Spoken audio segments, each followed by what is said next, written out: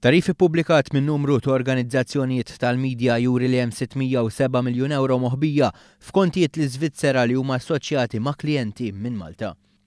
Dan it-tarif sar pubbliku wara li kienet żvelata informazzjoni sensittiva tal-Bank HSBC Switzerland.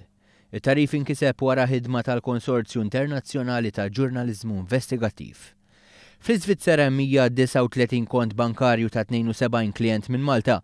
Iktar minn nofs dawn il-konti tinfetħu bejn l-1982 u l-2006. Jidher li l-iktar wieħed b'saħħtu minn dawn il-kontijiet fih 555 miljun euro. Mill-71 klient minn Malta huma 34% li għandhom passaport jew nazzjonalità Maltija.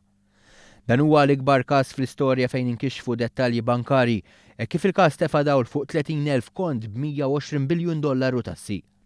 B'reazzjoni għall-aħbar il-Bank HSBC ammetta li l-fera sussidjarja fl-Iżvizzera għenet konsumaturi sinjuri biex jaħbu miljuni ta' dollari. Għalkemm qal li qed jittieħdu passi biex il-bank ikun aktar diligenti anke permezz tal-fera sussidjarja tiegħu fl-Iżvizzera.